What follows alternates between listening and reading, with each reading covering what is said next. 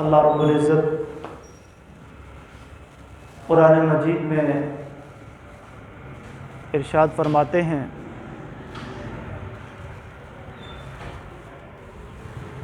قل اے نبی آپ کہہ دیجئے، لا اسألکم علیہ اجرا، میں اس نبوت و رسالت کے اوپر، اس دعوت پر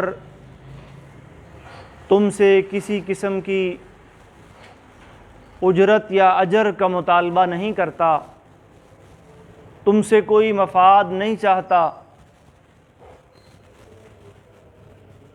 الا المودۃ فی القربیٰ، بھلے میری بات تمہیں اچھی نہیں لگتی اور تم اس کو تسلیم کرنے کے لیے تیار نہیں ہو، لیکن جو میرا تمہارے ساتھ ایک تعلق رشتہ داری کا ہے، قرابت کا ہے، قبیلے اور قوم کا ہے، اس کا تو خیال رکھو۔ قل لا اسألکم علیہ اجرا الا المودۃ فی القربیٰ۔ قریش مکہ نبی علیہ السلام کی دعوت توحید کا جب دلائل کے میدان میں مقابلہ نہ کر سکے تو انہوں نے بائیکاٹ اور قطع تعلقی والی پالیسی کو اپنایا کہ لوگوں کو محمد رسول اللہ صلی اللہ علیہ وسلم سے کاٹ دیا جائے، کوئی آپ تک پہنچ ہی نہ پائے، تاکہ نہ وہ آپ کی بات سنے اور نہ اس دعوت حق کو قبول کرے۔ وقال الذين كفروا لا تسمعوا لهذا القرآن والغوا فيه لعلكم تغلبون۔ ایک جگہ اللہ فرماتے ہیں کہ یہ کافر کہتے ہیں لا تسمعوا لهذا القرآن، کہ تم اس قرآن کو مت سنو، بلکہ جب یہ پڑھ رہے ہوں تم اپنا شور و غل شروع کر دو، اپنی آوازیں بلند کرنی شروع کر دو، لعلکم تغلبون، شاید تم غالب آ جاؤ۔ اسی طرح نبی مکرم صلی اللہ علیہ وسلم جب بیت اللہ کے اندر اللہ کے قرآن کی تلاوت کرتے اور لوگوں کو اللہ کی طرف بلاتے، نماز کی دعوت دیتے، تو اس کے مقابلے میں قریش مکہ کیا کرتے؟ وَمَا كَانَ صَلَاتُهُمْ عِنْدَ الْبَيْتِ إِلَّا مُكَاءً وَتَصْدِيَةً، وہ سیٹیاں بجاتے، وہ تالیاں پیٹتے کہ کسی طرح اس آواز کو دبایا جا سکے۔ تو اس پر اللہ رب العالمین نے قرآن کی آیت اتاری، لا اسألکم علیہ اجرا الا المودۃ فی القربیٰ، کوئی اور لحاظ اگر تمہارے دلوں میں باقی نہیں رہا تو کم از کم یہ رشتہ داری کا جو ایک تعلق ہے، رشتہ داری کی جو ایک مودت و محبت ہے، اسے تو ختم نہ کرو، بائیکاٹ تو نہ کرو۔ رسول اللہ صلی اللہ علیہ وسلم اپنے تعلق اور رشتے کے بارے میں ارشاد فرماتے ہیں، کل سبب ونسب منقطع یوم القیامہ الا سببی ونسبی، جب قیامت کا دن ہوگا، نفسا نفسی کا عالم ہوگا، یوم یفر المرء من اخی، بھائی بھائی سے بھاگ رہا ہے، شوہر بیوی اور بیوی شوہر کو چھوڑ کر بھاگ رہی ہے، تضع کل ذات حمل حملها تذهل کل مرضعۃ عما ارضعت، دودھ پلانے والی ماں اپنے دودھ پیتے بچے سے غافل ہوئی پڑی ہے، کسی کو کسی کی کوئی پرواہ نہیں، سب رشتے وتقطعت بہم الاسباب، کٹ جائیں گے، ختم ہو جائیں گے، الا سببی و نسبی، مگر جو رشتہ جو تعلق میرے ساتھ جڑا ہوا ہوگا وہ کبھی ختم نہیں ہوگا۔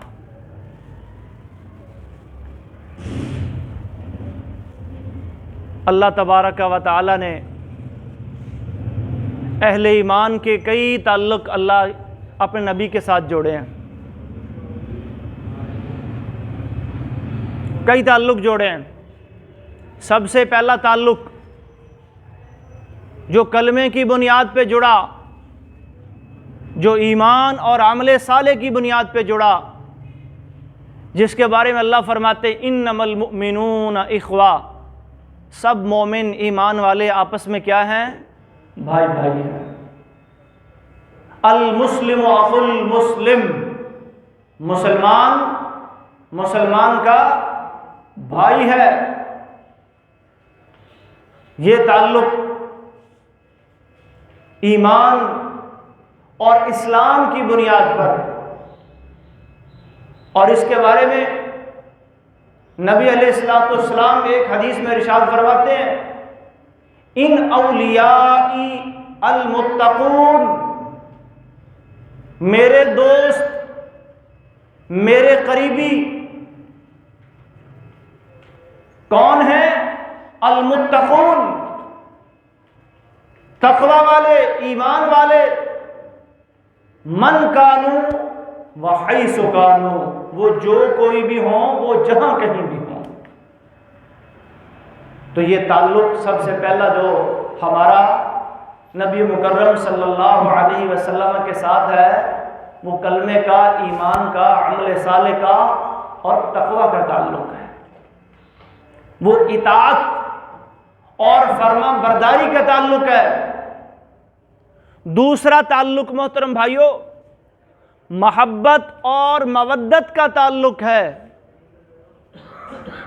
الفت اور پیار کا تعلق ہے۔ بخاری اور مسلم کے اندر حدیث آتی ہے، رسول اکرم صلی اللہ علیہ وسلم سے ایک صحابی آ کر کے سوال کرتے ہیں، اللہ کے رسول بتلائیے، ان الرجل یحب الرجل ولم یلحقہ، کہ بندہ دنیا میں کسی سے ایمان کی بنیاد پہ محبت کرتا ہے، اس سے عقیدت رکھتا ہے، لیکن اس سے ملاقات نہیں ہو پاتی، دنیا میں اس کی رفاقت اور صحبت میسر نہیں آ پاتی، تو قیامت والے دن اس کا شمار کس کے ساتھ ہوگا؟ رسول اللہ صلی اللہ علیہ وسلم جواب دیتے ہیں کہ روز محشر، روز قیامت، المرء مع من احبا، بندہ انسان ان لوگوں کے ساتھ ہوگا جن سے وہ دنیا میں محبت کرتا ہوگا۔ تو دوسرا ہمارا تعلق جو محمد الرسول اللہ صلی اللہ علیہ وسلم کے ساتھ ہمیں بڑی مضبوط بنیادوں پہ استوار کرنا ہے، کھڑا کرنا ہے، قائم کرنا ہے، وہ تعلق محترم بھائیوں محبت کا تعلق ہے۔ اور محبت کس سے کرنی ہے؟ نبی صلی اللہ علیہ وسلم کی ذات سے بھی کرنی ہے۔ رسول اللہ صلی اللہ علیہ وسلم فرماتے ہیں والذی نفسی بیدہ لا یؤمن احدکم، تم میں سے کوئی شخص اس وقت تک مومن نہیں ہو سکتا حتی اکون احب الیہ من والدہ وولدہ والناس اجمعین، جب تک میں اس کے نزدیک اس کے والدین، اس کی اولاد اور سب لوگوں سے زیادہ محبوب نہ ہو جاؤں۔ اور یہ محبت ہمیں اپنے نبی کے دین سے بھی کرنی ہے، اپنے نبی کے طریقے سے بھی کرنی ہے، نبی صلی اللہ علیہ وسلم کی سنت سے بھی کرنی ہے، کیونکہ ایسی محبت جو ہم کسی انسان سے کریں لیکن اس کے طریقے کو پسند نہ کریں،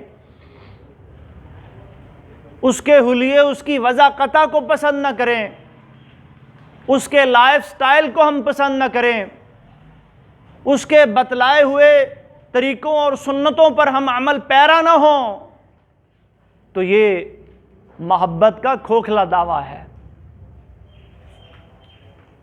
اللہ فرماتے ان کنتم تحبون اللہ، اگر تمہیں اللہ سے محبت کا دعویٰ ہے، فاتبعونی، تو محبت کے دعوے کی شرط کیا ہے؟ تمہیں کیا کرنا ہوگا؟ میری اتباع کرنا ہوگی، میری پیروی کرنا ہوگی، میرے نقش قدم پہ چلنا ہوگا۔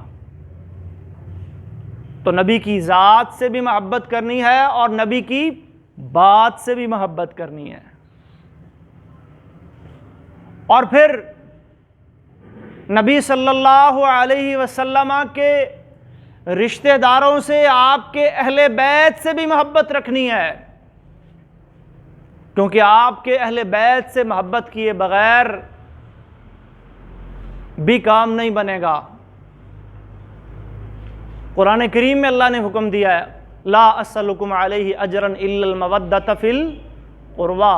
اس کی تفسیر آپ اٹھائیں کہ نبی صلی اللہ علیہ وسلم کے رشتہ داروں سے محبت کرنا، ان میں سے وہ جو ایمان والے ہیں، عمل صالح والے ہیں، کیونکہ ایمان اور عمل صالح یہ ضروری ہے۔ رسول اللہ صلی اللہ علیہ وسلم ایک حدیث میں ارشاد فرماتے ہیں من بطأ بہ عملہ لم یسرع بہ نسبہ، جو بندہ اپنے عملوں کی وجہ سے پیچھے رہ جائے وہ حسب و نسب کی وجہ سے آگے نہیں بڑھ سکتا۔ ورنہ نبی صلی اللہ علیہ وسلم کے رشتہ داروں میں ابو لہب بھی ہے۔ جانتے ہیں نا ابو لہب کون ہے؟ نبی کا سگا چچا ہے، اور یہ وہی ابو لہب ہے کہ جب اللہ کے نبی پیدا ہوئے تو آتا ہے روایات کے اندر کہ اس نے اپنی ایک لونڈی سویبہ نام کی لونڈی کو آزاد کر دیا تھا خوشی میں کہ آج میرے بھائی کے گھر بیٹا پیدا ہوا ہے، میرا بھتیجا پیدا ہوا ہے۔ اور یہ سویبہ لونڈی کے بارے میں نبی صلی اللہ علیہ وسلم نے یہ بھی فرمایا کہ یہ میری رضائی والدہ بھی ہے، آپ نے اس کا دودھ بھی پیا ہوا ہے، یا آپ کی رضائی والدہ میں بھی اس کا شمار ہوتا ہے۔ تو آپ کی پیدائش کی خوشی منائی آپ کے چچا نے، ابو لہب نے، لیکن جب آپ نے اللہ کے دین کی دعوت کا کام شروع کیا، توحید کی دعوت کا اعلان کیا، تو سب سے پہلے اور سب سے سخت اور زیادہ مخالفت کرنے والا آپ کا یہی چچا تھا، ابو لہب۔ صفا پہاڑی سے آپ نے اپنی اعلانیہ دعوت کا آغاز کیا۔ نبی صلی اللہ علیہ وسلم کی دعوت کے 2 مراحل ہیں۔ مکی دور کے اندر 3 سال تک آپ نے خفیہ دعوت دی ہے، سری دعوت اسے کہتے ہیں، اعلانیہ دعوت نہیں دی، خفیہ طریقے سے اپنے خاص دوستوں کو ملتے، انہیں اللہ کا پیغام سناتے۔ لیکن جب اللہ کی طرف سے حکم آیا وَأَنذِرْ عَشِيرَتَكَ الْأَقْرَبِينَ، آپ اپنے قریبی رشتہ داروں کو ڈرائیں، فَاسْدَعْ بِمَا تُؤْمَرْ وَأَعْرِضْ عَنِ الْمُشْرِكِينَ، اور جو آپ کو حکم دیا گیا اسے علی الاعلان کہہ دیں۔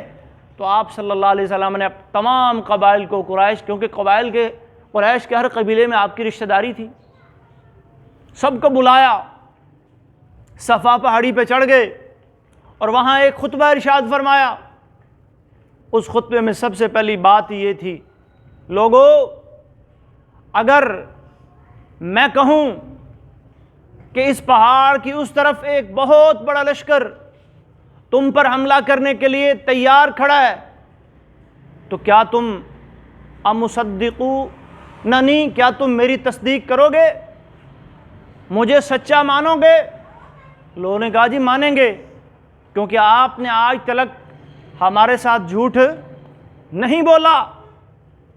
اور پھر فرمایا آپ نے فَإِنِّي نَذِيرٌ لَكُمْ بَيْنَ يَدَيْ عَذَابٍ شَدِيدٍ، تو پھر سن لو میں تمہیں آنے والے اللہ کے سخت عذاب سے ڈرانے والا ہوں۔ قولوا لا الہ الا اللہ تفلحون، لا الہ الا اللہ کہہ لو کامیاب ہو جاؤ گے۔ اور جب یہ توحید کی دعوت کا اعلان کرنے کی دیر تھی، آپ کا چچا ابو لہب اٹھتا ہے اور زمین سے کچھ پتھر اٹھا کر آپ کی طرف پھینکنے کی کوشش کرتا ہے، لیکن اپنی اس کوشش میں وہ کامیاب نہیں ہو سکا، اور زبان سے کیا کہتا ہے؟ تباً لک سائر الیوم الہذا جمعتنا۔ لفظ تب عربی زبان میں تباہی، ہلاکت اور بربادی کے لیے آتا ہے۔ نعوذ باللہ، نقل کفر، کفر نباشد، کہتا ہے آپ کے لیے تباہی ہو، بربادی ہو، کیا تو نے آج ہمیں اس کام کے لیے جمع کیا ہے، ہمارا وقت ضائع کیا ہے، یہ کیسی دعوت تو دے رہا ہے؟ تو اس پر رب نے قرآن اتارا، تبت یدا ابی لہب وتب ما اغنی عنہ مالہ وما کسب، کہ جو تباہی اور بربادی کی بات ابو لہب محمد کریم صلی اللہ علیہ وسلم کے بارے میں کر رہا ہے، رب العالمین اعلان کر رہے ہیں اے ابو لہب تیرے دونوں ہاتھ ٹوٹ جائیں، تو تباہ ہو جائے، تو برباد ہو جائے۔ ما اغنی عنہ مالہ وما کسب، نہ تیرا مال تیرے کام آئے، نہ تیرے عمل تیرے کام آئے۔ فیصلیٰ نارا ذات لہب، ان قریب یہ دہکتی ہوئی بھڑکتی ہوئی آگ کے اندر، شعلوں والی آگ کے اندر داخل ہوگا۔ وامرأتہ، اور ساتھ اس کی بیوی بھی ہوگی، کیونکہ وہ بھی دشمنی اور مخالفت میں اس کے ساتھ ساتھ تھی، پیش پیش تھی۔ فی جیدہا حبل من مسد، اس کی گردن میں بھی بٹی ہوئی ایک رسی ہوگی، اور انہیں دھکیل کر گھسیٹ کر جہنم کی گہرائیوں میں پھینکا۔ اب یہ کون ہے؟ نبی کا رشتہ دار، قبیلہ قریش سے تعلق رکھنے والا، خاندان بنو ہاشم، نبی کا سکا چچا، اور چچے کے بارے میں نبی نے کیا فرمایا؟ عم الرجل سن و ابیہ۔ اسلام کے اندر، دین کے اندر چچے کا مقام ایسے ہے، فرمایا چچا ایسے ہوتا ہے جیسے باپ۔ عم الرجل سن و ابیہ، آدمی کا چچا باپ کے قائم مقام ہوتا ہے، اس کی حیثیت، اس کے اختیارات، اس کی تولیت، اس کا ولی بننا، یہ سارے اللہ تبارک و تعالیٰ نے جو اعزاز باپ کو دیے ہیں، باپ کے بعد چچا کو دیے ہیں۔ لیکن مسئلہ یہی ہے کہ نبی کے رشتہ داروں میں سے بھی، اہل بیت کے افراد میں سے بھی، اور عرف میں جنہیں سید خاندان کہا جاتا ہے، کیونکہ نبی علیہ السلام نے اپنے نواسے حضرت حسن رضی اللہ تعالیٰ عنہ کے بارے میں یہ الفاظ استعمال کیے۔ ایک دفعہ خطبہ ارشاد فرما رہے تھے تو دوران خطبہ ہی حضرت حسن رضی اللہ تعالیٰ عنہ آئے، آپ ممبر سے اترے، انہیں گود میں لیا اور پھر ممبر پر چڑھے اور اپنے اس نواسے کی طرف اشارہ کر کے فرمایا ان ابنی ھذا سید، میرا یہ بیٹا کون ہے؟ یہ سید ہے، یہ سردار ہے۔ تو سید خاندان کا ایک عرف اور ایک لفظ نبی علیہ السلام کی آل کے لیے، آپ کے اہل بیت کے لیے اسلامی اصطلاح میں بولا جاتا ہے۔ لیکن ہمارے ہاں سادات کے بارے میں اور سید کے بارے میں ایک غلط نظریہ وہ پروان چڑھ چکا ہے کہ سید خاندان کا فرد، وہ چاہے جس عقیدے کا ہے، وہ بدعتی ہے، وہ معاذ اللہ اگر مشرک ہے، وہ جس طرح کا بھی ہے، تو اس کا ہم نے کیا کرنا ہے؟ ادب و احترام کرنا ہے، اس کی عزت و توقیر کرنی ہے اور اس سے محبت کرنی ہے۔ جبکہ یہ جو میں واقعہ آپ کو سنا رہا ہوں ابو لہب کے بارے میں، یہ واقعہ قرآن میں موجود ہے۔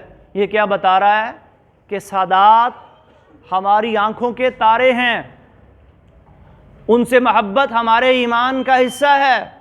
لیکن کون سے سادات اور کون سے سید؟ آمنوا وعملوا الصالحات، جو ایمان لائے اور نیک عمل کیے، جو ایمان اور عمل صالح کے اوپر کھڑے ہیں، وہ ہماری محبت، ہماری عقیدت اور ہماری طرف سے عزت و احترام کے حقدار ہیں۔ ان کے بارے میں اللہ کے نبی فرما رہے ہیں الحسن والحسین، میرے یہ دو نواسے حسن اور حسین رضی اللہ تعالی عنہما، یہ دنیا میں بھی سید ہیں، یہ دنیا میں بھی سردار ہیں، جیسا کہ ایک بخاری کی حدیث کے حوالے سے میں یہ بات سمجھا چکا ہوں، اور یہ آخرت کے بھی سردار ہیں، سیدہ شباب اہل الجنہ، یہ جنت کے نوجوانوں کے بھی سردار ہیں۔ دنیا کے سردار تو ہیں ہی ہیں نا جی، یہ جنتی نوجوانوں کے بھی سردار ہیں۔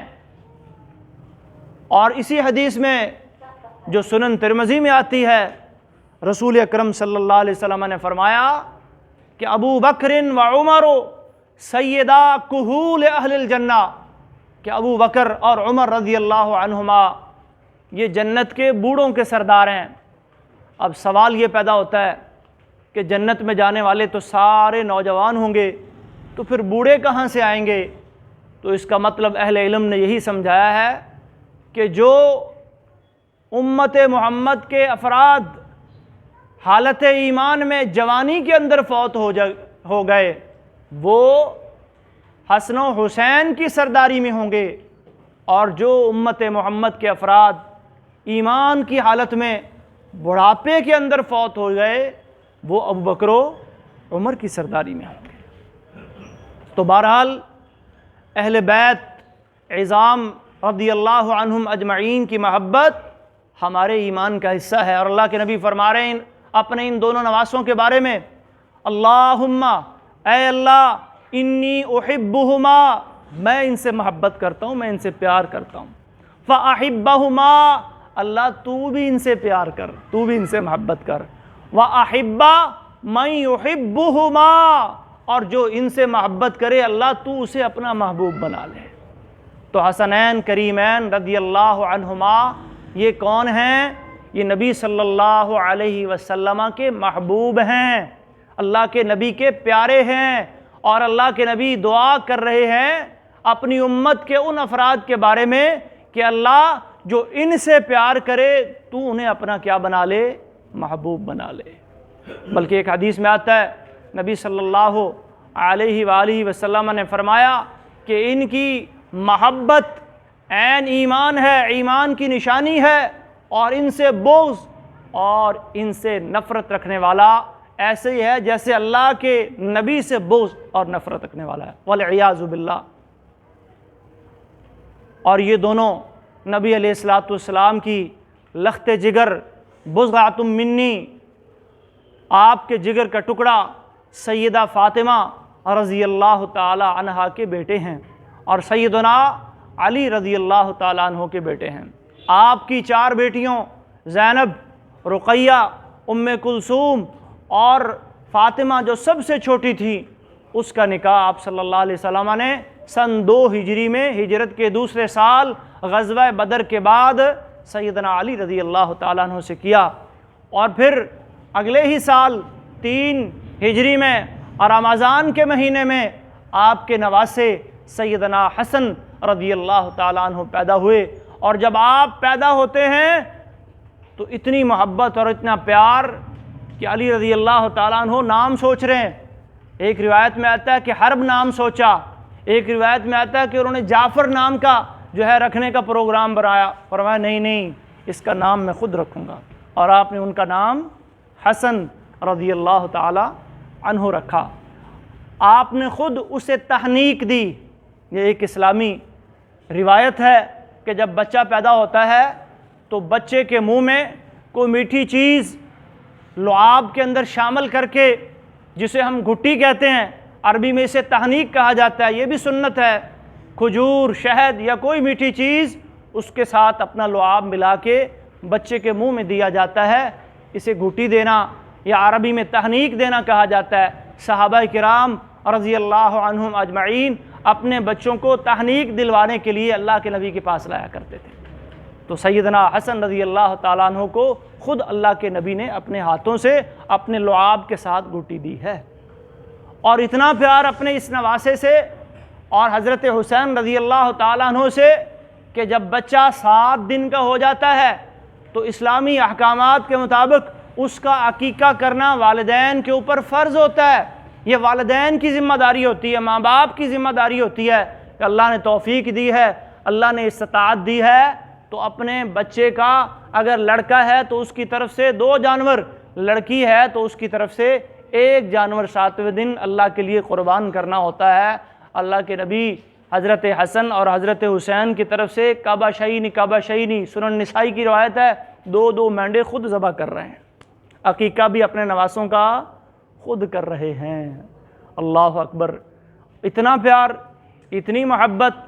اور پھر اگلے ہی سال سن 4 ہجری میں آپ کے دوسرے نواسے شعبان کے مہینے میں سیدنا حسین رضی اللہ تعالی عنہ پیدا ہوتے ہیں۔ ان کے ساتھ بھی یہی شفقت، ان کے ساتھ بھی یہی محبت، ان کے ساتھ بھی یہی پیار۔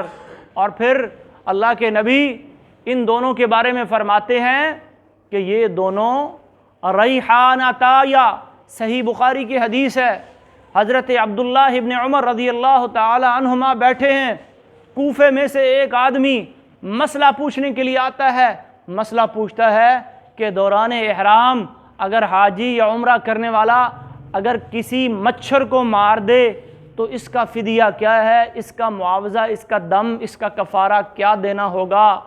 اب سوال تو بڑا ایک لا یعنی سا تھا، کیونکہ یہ اللہ تعالیٰ کی مخلوقات میں سے مخلوقات حقیر سی، انسان سویا ہوا ہوتا ہے، کوئی پتہ نہیں مچھر کہاں آ کے بیٹھ جاتا ہے، بے دھیانی میں، بے یقینی میں کوئی ہاتھ لگ گیا، پاؤں کے نیچے کوئی چیونٹی آ گئی، اور چلتے پھرتے اٹھتے بیٹھتے کوئی مکھی آ گئی۔ ان چیزوں کے کفارے اللہ کے نبی نے بیان نہیں فرمائے، لیکن اس کے سوال کے انداز پر ابن عمر نے ایک سوال کیا کہ تو کہاں کا ہے، کس علاقے کا رہنے والا یہ جو سوال کر رہا ہے؟ اس نے کہا جی میں کوفے کا رہنے والا ہوں۔ کوفہ کے بارے میں جانتے ہو نا، یہ کوفہ عراق کا ایک شہر ہے۔ نبی صلی اللہ علیہ وسلم کے بعد جب خلافت راشدہ کا نظام آیا تو ابوبکر صدیق رضی اللہ تعالیٰ عنہ پہلے خلیفہ راشد منتخب ہوئے، 2 سال 3 ماہ ان کی خلافت رہی، انہوں نے اپنا دارالخلافہ مدینہ کو بنایا۔ پھر اس کے بعد سیدنا عمر رضی اللہ تعالیٰ عنہ مسلمانوں کی مشاورت سے خلیفہ بنے، تقریباً 10 سال 6 ماہ وہ خلیفہ رہے، اور انہوں نے اپنا دارالخلافہ کس کو بنایا؟ مدینہ المنورہ کو بنایا۔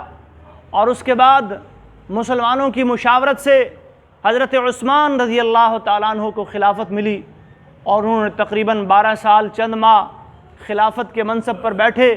انہوں نے بھی اپنا دارالخلافہ مدینہ کو ہی برقرار رکھا، اور ان کی شہادت کے بعد خلافت مسلمانوں کی مشاورت سے سیدنا علی رضی اللہ تعالیٰ عنہ کو جب ملی تو انہوں نے یہ دارالخلافہ مدینہ سے کوفہ کی طرف منتقل کر دیا۔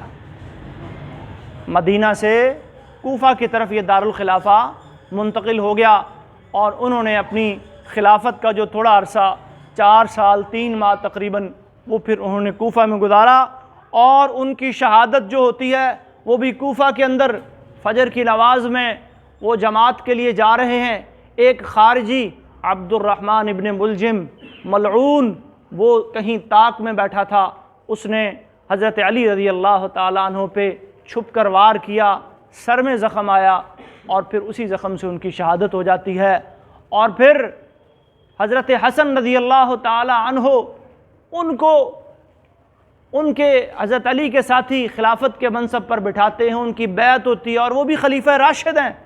حضرت حسن بن علی رضی اللہ تعالیٰ عنہ کا شمار بھی محدثین نے، اہل علم نے 5ویں خلیفہ راشد میں کیا ہے، اور نبی علیہ الصلوۃ والسلام نے ایک حدیث کے اندر جو 30 سال خلافت راشدہ کی پیشین گوئی فرمائی تھی وہ پوری ہوتی ہی حضرت حسن کی خلافت سے ہے، ورنہ 29 سال 6 مہینے بنتے ہیں، اور حضرت حسن کی خلافت کو ملائیں وہ جو 6 مہینے ان کے ہیں پھر 30 سال پورے ہوتے ہیں، ورنہ 30 سال پورے ہی نہیں ہوتے۔ تو حضرت حسن 5ویں خلیفہ راشد ہیں، تو یہ جو عام معروف ہو چکا ہے جی خلفائے راشدین 4 ہیں، وہ اس لیے کہ ان کی خلافت ذرا زیادہ ہے، 5ویں خلیفہ راشد بھی ہیں، اور وہ کون ہیں؟ سیدنا حسن بن علی رضی اللہ تعالی عنہما۔ اور 6 ماہ کے بعد پھر مسلمانوں کے جو 2 عظیم گروہ بن گئے تھے، بڑے بڑے مسلمانوں کے 2 حصے تقسیم ہو گئے تھے، ایک حصے کی قیادت حضرت حسن بن علی فرما رہے تھے اور دوسرے کی قیادت و سیادت امیر معاویہ رضی اللہ تعالیٰ عنہ کے پاس تھی۔ تو پھر حضرت حسن نے سلو کر لی اور امیر معاویہ رضی اللہ تعالیٰ عنہ کے ہاتھ پر بیعت کر لی، اور یہی اشارہ اللہ کے نبی فرما رہے ہیں، ان ابنی ھذا سید، میرا یہ بیٹا سردار ہے، وَلَعَلَّ اللَّهَ أَن يُصْلِحَ عَلَى يَدَيْهِ بَيْنَ فِئَتَيْنِ عَظِیمَتَيْنِ مِنَ الْمُسْلِمِینَ، شاید اللہ اس کے ہاتھوں مسلمانوں کی دو عظیم اور بڑی جماعتوں کے درمیان کیا کروائے گا؟ سلو کروائے گا۔ اور اللہ کے نبی کی یہ پیشین گوئی پوری ہوئی۔ سن جو ہے وہ 41 ہجری میں حضرت حسن رضی اللہ تعالیٰ عنہ خلافت سے دستبردار ہو گئے اور امیر معاویہ رضی اللہ تعالیٰ عنہ کے ہاتھوں پر بیعت کر لی، اور اس کے بعد پھر حضرت حسین رضی اللہ تعالیٰ عنہ کی شہادت ہوتی ہے، وہ بھی کہاں ہوتی ہے؟ کوفہ میں ہوتی ہے۔ تو ابن عمر مسئلہ پوچھنے والے سے سوال کرتے ہیں، تو کہاں کا رہنے والا ہے؟ بتا تو صحیح۔ وہ کہتا ہے جی میں کوفے کا رہنے والا ہوں۔ اب پورا نقشہ یہ کوفہ کا میں نے آپ کے سامنے گھما دیا، نہیں ابن عمر کے ذہن میں بھی آ گیا، اور میں اچھا کوفہ کے رہنے والے ہو، تم ان لوگوں میں سے ہو جنہوں نے نبی صلی اللہ علیہ وسلم کے نواسے کو، آپ کے بیٹے کو شہید کر دیا، اور میں گواہی دیتا ہوں کہ رسول اللہ صلی اللہ علیہ وسلم نے ان کے بارے میں فرمایا تھا، ہما ریحانتا من الدنیا، یہ دنیا میں میرے دو پھول ہیں۔ جیسے باغ کے اندر دو پھول ہوتے ہیں نا، یہ دنیا میں میرے دو پھول ہیں۔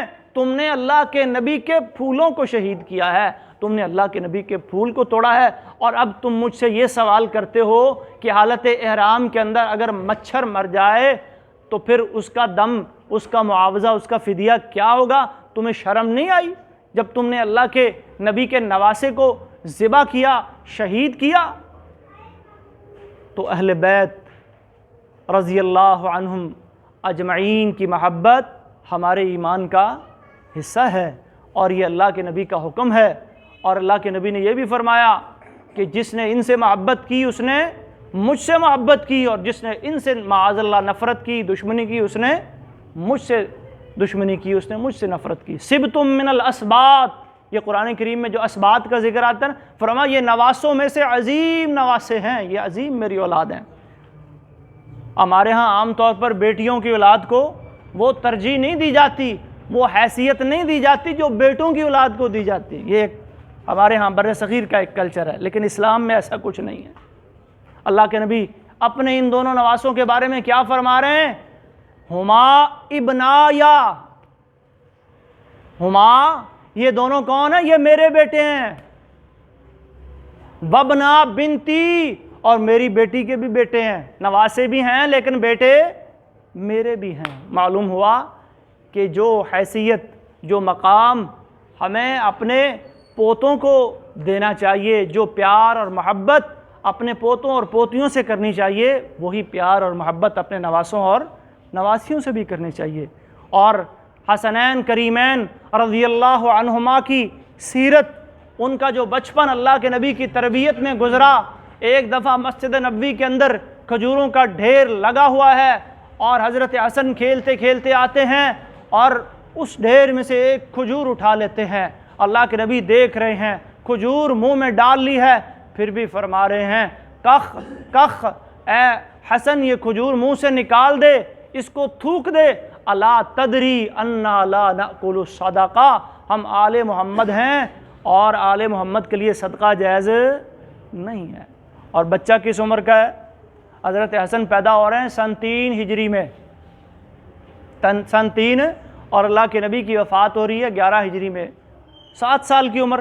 اور یہ واقعہ اس سے بھی پہلے کا ہے، یعنی چلو زیادہ سے زیادہ لگا لو 4-5 سال کا بچہ، اور دیکھیں تربیت ہو رہی ہے۔ اور یہ جو آپ دعا پڑھتے ہیں نا جی وطر کے اندر، قنوت وطر پڑھتے ہیں نا، اللہم اہدنا فیمن ہدیت، اگر جماعت کے ساتھ پڑھیں، اکیلے پڑھیں تو اللہم اہدنی فیمن، آپ کو پتہ ہے اس کے راوی کون ہے؟ اس کو بیان کرنے والے کون ہیں؟ اللہ کے نبی سے اس کو روایت کرنے والے کون ہیں؟ سیدنا حسن بن علی رضی اللہ تعالیٰ عنہما کہتے ہیں کہ رسول، میرے نانا نے، جدی کے لفظ بولتے ہیں، رسول اللہ صلی اللہ علیہ وسلم نے علمنی، مجھے سکھائے کلمات، یہ کلمات اقولہن فی الوتر، میں نے جب وطر کے لیے کھڑا ہوں، رات کو وطر کی نماز پڑھوں، تو میں ان کلمات کو کہوں، اللہم اہدنی فیمن ہدیت وعافنی فیمن عافیت۔ یہ پوری دعا جو وطر میں ہم پڑھتے ہیں، اس کی روایت سیدنا حسن ابن علی رضی اللہ تعالی عنہما نے کی ہے۔ اور ایک اور بڑی معروف حدیث ہے، 40 نووی میں بھی موجود ہے اور اکثر آپ سنتے رہتے ہیں، اس کے راوی بھی سیدنا حسن بن علی رضی اللہ تعالی عنہما ہیں، دع ما یریبک الی ما لا یریبک۔ اے مسلمان، جو چیز تجھے شک میں ڈالنے والی ہے اس کو چھوڑ دے، اور جو چیز تجھے شک میں نہیں ڈالنے والی اس کو اختیار کر لے۔ مشکوک چیزوں کو چھوڑ دینا، انہیں ترک کر دینا، ان سے احتیاط کرنا، یہ دین اسلام کا حکم ہے۔ اور جن چیزوں میں شک و شبہ نہیں، ان کو اپنا لینا، انہیں اختیار کر لینا۔ یہ روایت کر رہے ہیں جناب حسن بن علی رضی اللہ تعالی عنہما، اور کس سے بیان کر رہے ہیں؟ جناب محمد الرسول اللہ صلی اللہ علیہ وسلم۔ اور عمر کیا ہے؟ یہی 6 سال 7 سال، اس عمر میں حدیثیں بیان کر رہے ہیں۔ اپنے نانا کی جو تربیت تھی، اس کا جو اللہ تبارک و تعالی نے حضرت حسن رضی اللہ تعالی عنہ کے ذہن میں جو اس کا تھوڑا تھوڑا نقشہ چھوڑا ہوا تھا، وہ پھر بیان کرتے ہیں۔ بڑے ہوتے ہیں، صحابہ پوچھتے ہیں آپ کو نانا کی کوئی بات یاد ہے؟ ہاں مجھے یاد ہے۔ پھر وہ یہ حدیثیں بیان کرتے ہیں۔ اور پھر حضرت حسنین کریمین رضی اللہ تعالی عنہما کی جو شکل و صورت تھی، وہ بھی اللہ کے نبی کے مشابہ تھی۔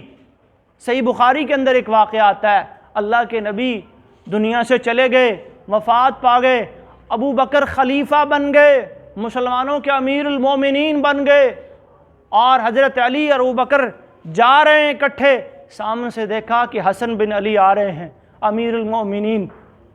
ابو بکر صدیق رضی اللہ تعالیٰ عنہ نے حسن بن علی کو اٹھایا اور اپنے کندھوں پہ بٹھا لیا، اپنے کندھوں پہ بٹھا لیا۔ اور کیا فرماتے ہیں؟ صحیح بخاری کے الفاظ ہیں، ابن لعلی شبیہ بالنبی۔ اے علی، یہ بیٹا تو تیرا ہے، لیکن اس کی شکل کیا ہے؟ شکل و صورت جناب محمد عربی صلی اللہ علیہ وسلم سے ملتی ہے۔ شکل، سیرت، صورت اور پیار اور محبت اللہ کے نبی کو اپنے نواسوں سے کتنا تھا۔ اور ان کی پھر یہ محرم کے مہینے میں حضرت حسین رضی اللہ تعالیٰ عنہ کی مظلومانہ شہادت، اس نے امت کو ایک بہت بڑے دکھ اور ایک بہت بڑے کرب سے دوچار کیا۔ اللہ تبارک و تعالیٰ جنت الفردوس میں ان کے درجات بلند فرمائے۔ اور اللہ کے نبی فرماتے ہیں کہ اللہ کے ہاں جس بندے کا مقام و مرتبہ زیادہ ہوتا ہے، اللہ پھر اس سے آزمائشیں اور امتحان بھی اتنے ہی زیادہ لیتا ہے۔ تو یقیناً وہ اللہ کی جنتوں کے مہمان ہیں، بلکہ جنتوں کے سردار ہیں، اور ہم سب اہل ایمان ان کی محبت اور عقیدت کا دم بھرتے ہیں۔ اللہ ہماری اس محبت و عقیدت کو تا قیامت قائم دائم رکھے۔ اللہ جنتوں کے اندر ان کے درجات مزید بلند فرمائے۔ اللہ ہمیں کتاب و سنت پر عمل پیرا ہونے کی توفیق عطا فرمائے۔ وآخر دعوانا ان الحمد للہ رب العالمین۔